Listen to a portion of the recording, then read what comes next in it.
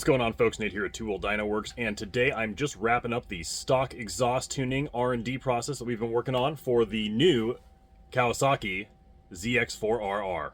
Now, in case you were unaware, this has absolutely no resemblance to the Ninja 400 whatsoever. It is a completely new bike. It is not a parallel twin like the Ninja 400 is. It is a inline-4 398cc screamer. This thing runs out to 15,000 RPMs, but with the stock mapping in place that is emissions compliant, this bike kind of sucks. With all the stock mapping and the stock exhaust and the stock intake and stock everything in place, you are essentially getting a pretty hopped up Ninja 400 power output for about $11,000 out the door.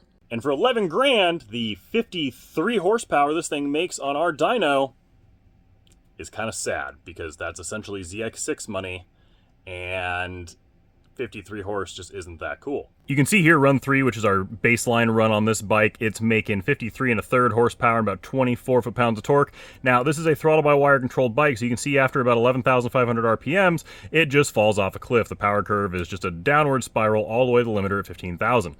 Now, of course, with our ECU Flash custom mapping, we fix all of that. This bike, once we are done tuning it, picks up an insane amount of power for still having the stock exhaust and the stock air filter in place on the bike itself. Not only are the throttle-by-wire restrictions insane on this bike, but the actual throttle curve and the throttle response feels really dead and really slow. So we've gone ahead and completely overhauled the throttle-by-wire mapping, completely overhauled the ignition timing curves, and also adjusted the fuel mapping, even with the stock exhaust in place, to get some real power out of this little 400.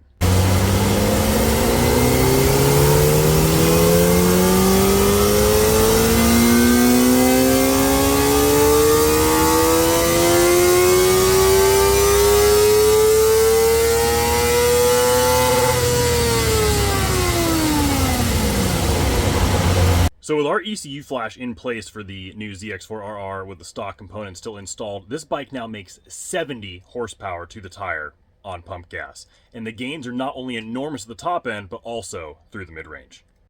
As you can see there, run 23 is our final full power run with the stock exhaust installed. 70 horsepower, 26 2/3 of a foot-pound of torque. The gains at 14,000 RPMs there at the top end are just absolutely insane. If I go ahead and highlight that section of the graph there, you can see that we went from making about 49 1/4 horse to 70 horse. So that is a gain of 21 horsepower at 14,000 RPMs, and from 18 foot-pounds of torque all the way up to 26. So we even picked up 8 foot-pounds of torque at the top end of the RPM range.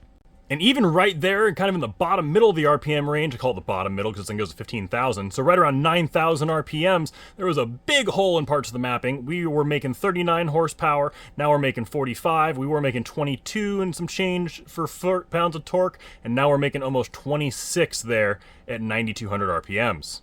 And again, not only was the top end of the throttle-by-wire mapping really restricted, but the throttle mapping entirely just sucked. The bike felt really slow. Now, even at part throttle, this thing is going to pick up speed much faster than it ever did previously, and as you would come to expect with our custom throttle-by-wire mapping, the on-off throttle is now buttery smooth. There's also a whole bunch of other maps and parameters that we adjust when we're building and tuning these bikes. We will go ahead and have the complete list on our website. I'm going to go ahead and put the ECU Flash up on our website for this bike at $329.99, plus whatever return shipping option you want to pick, and all the details will be there at twowheeldynoworks.com.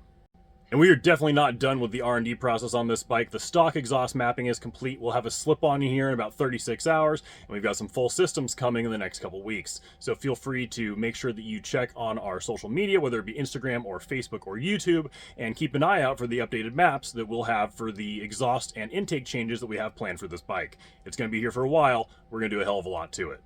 And as always, if you have any questions, don't hesitate to give us a call, shoot us an email, support@twowheeldynoworks.com. We're always happy to help.